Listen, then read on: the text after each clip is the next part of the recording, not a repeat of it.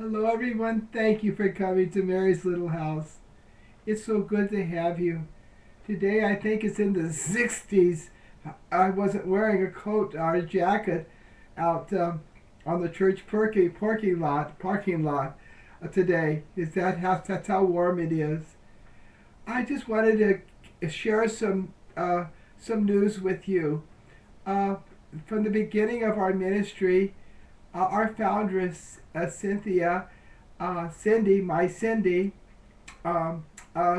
a little a dog, a Bichon Frise, a purebred. It was, and she bought it from a breeder. It was the runt of the of the litter, and it was such a beautiful little dog. And it was called Angel, and what was it, 1993? Well, Angel lived until today, 1993 to 2012. Uh, uh, he's gone from us now. I'm looking out the window. I could see his little grave up there in the corner in the backyard. It has a little stick cross, sort of blends in with the brown bushes. The bushes without any leaves just look like sticks out there. She's laid to rest. She was wrapped in a beautiful little blanket, very pink, very lovely, beautiful pink blanket, a fleece blanket, and one of our praying hands pillowcases. And she's now in the earth here at Mary's Little House out in the corner of the backyard. Yes, I am a little sober today. It's so different not to have her. But let me give after I buried her, I gave God thanks for all the joys and happinesses, even the hardships that I had with Angel, and that we shared. That Cindy and I shared, and our ministry shared the joys and ups and downs of Angel too. He was part of our ministry, part of our history, and so there's that part of the history is ended. Now it's only memory, cherished memories. But Angel broke some records. The veterinarian today says not many dogs make it to be 18 years old. Mostly the time of dogs' deaths is around 12 years old, and for little dogs like Angel, even less than that sometimes, average. Uh, but but there were Angel had a temper. It was so cute. One time we were visiting the shrine of St. Rose Philippine Duchesne in St. Charles, Missouri. And of course, we couldn't bring Angel into the church where her tomb is, St. Rose Philippine Duchesne, not so far away from here, just across the river, and across the Missouri River, too. I think it's across two rivers, Mississippi and Missouri River. And we visited her frequently, the tomb. But one time we had Angel with us, so we couldn't bring her in the church. So we pegged a peg and had a long leash so she could run around in the nice grass. We left a big bowl of water there, but Angel wanted to come with us, and he was barking. She was barking and everything. And when she saw that she wasn't going to come with us, she got her bowl of water, took it in her teeth, and just spilled it, showing us that she's really ticked off about this not going into the. All of us saw it. We couldn't believe how she can be such a little stinker there, spilling her water in to show her displeasure and not being able to go into the church with us to visit the tomb of St. Rose Philippine Duchesne at the Sacred Heart Sisters in St. Charles, Missouri. Anyway, she showed that sometimes too, and she'd get ticked off. She would be that little anger was always there. Even on her last days when she wasn't feeling well and everything, I could hear that there's a certain sound she would make when she's over the top.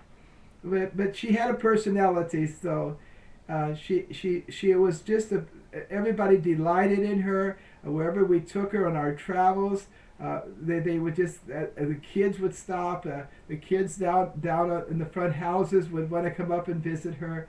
Really enjoyed her. She was a joy to us all, and she was a good watchdog too, as well.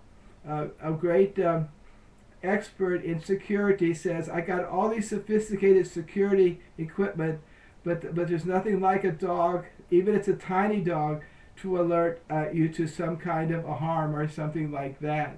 So it's sort of hard to think that Angel's gone, but I thank God, and with Cindy above, I'm sure she's watching this whole thing, the burial and everything, and Angel's death. I haven't come to grips with all the decisions I had to make and everything, but I couldn't let her keep going on. I took her to her feeding bowl and to her water. She could hardly make it there, and when I turned around, her little arms were spread like a cross, cruciform, on the floor, and her face was flat. Her mouth was flat on the floor. She couldn't move.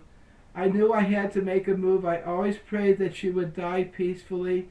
I always prayed that she would die a natural death, that I would never have to put her to sleep. Well, today I saw that she wasn't getting her nourishment. She couldn't hardly stand by her feed bowl. She would fall in it. She would get it all just spread it out all over the place. That wasn't the deal, but she just couldn't study herself and do other functions too. Everything was more difficult. So I went in and I set her on her pillow and I just prayed, and I saw that, oh, I prayed for a quiet death. I knew Cindy one time, a few weeks before Cindy died, Angel had a systemic infection, and she had to have her uterus removed. That was where the infection was radiating from, and the doctor, the veterinarian, said this will probably not be this operation, which it was expensive. We had no money, but one of the ministers gave us the money to do it, and we brought Angel home after the operation. She couldn't eat or drink. She had to be syringed, both water and food, and Cindy brought Angel back to life, so to speak, against everybody else who wanted her just to die. Cindy fought that. That's why I fought so hard and kept her so long, to keep her alive. I didn't want to terminate her life because in honor of Cindy. But I looked at Cindy's picture and I prayed, and it hit me that if I take her to the doctor today, she will die a peaceful death. Right now, she was moaning, and I had people coming in for Saturday, and she would be moaning and moaning, and she wasn't comfortable, and she wasn't eating, and she wasn't drinking water right. Everything was just breaking down. So I went into the doctor's office, and I was really broke, but I had to do it.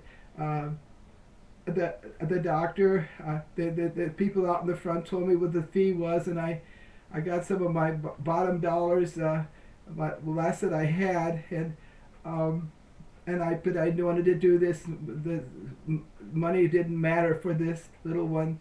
Anyway, the doctor came in. I thought I wouldn't have the doctor that was so compassionate, and in fact I had another doctor, another veterinarian, and I offered that up with Angel, with our sufferings together, that we wouldn't even have the doctor that knew Angel that was so compassionate.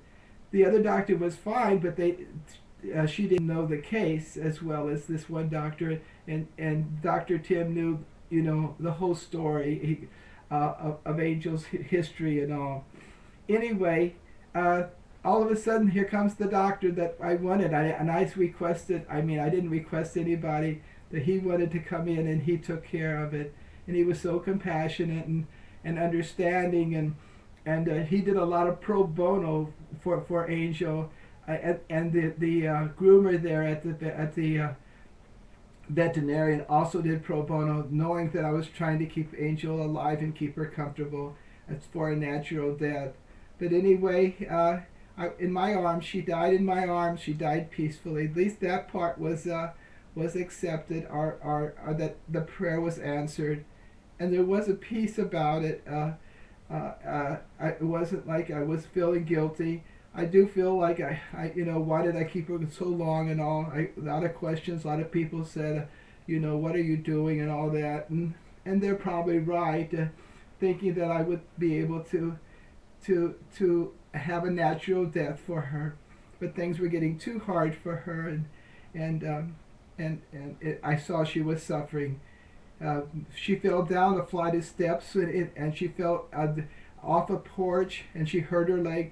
I knew if she would have broken any bone, it was miraculous that she did it, and it is because she was blind and everything. She would have been put down. I didn't have to do it because I couldn't have. It would be putting her to too much pain. But she never did that, and I said she just sprouted back like a phoenix out of the fire. So I thought God was letting me do that, to let her have a natural death. Thank you for letting me share this. Just a few minutes ago, I put the shovel back in the garage, and there's fresh earth out there, and in the corner of Mary's little house backyard, and Angel is laying there in her nice pink blanket and pillowcase. They say, well, animals don't have an eternal soul like we. We have an eternal soul. Our soul will live forever. In heaven, that's where we want to go. But we don't. That other place too, if we choose that awful place, hell. But our souls will live forever. One theologian was asked, well, are there pets in heaven? I love pets on earth, and I won't be, the person put it bluntly, I won't be happy without my pets. And the theologian answered, and I sort of agree with him. I know it's just a theory, but hey, if you are not perfectly happy in heaven, God will provide the pets. Well, if that's true, and I hope it is, God will bring Angel back, not because she has an immortal soul, but God could do anything. So we hope. Anyway, I thank God for Angel. I thank God for all the people that loved Angel and enjoyed him.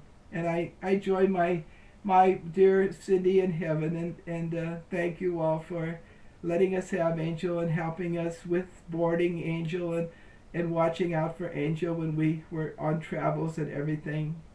God bless you now. Have a wonderful, wonderful Epiphany. The three kings are coming. This Sunday we will be celebrating the three kings, the Epiphany of our Lord. God bless you.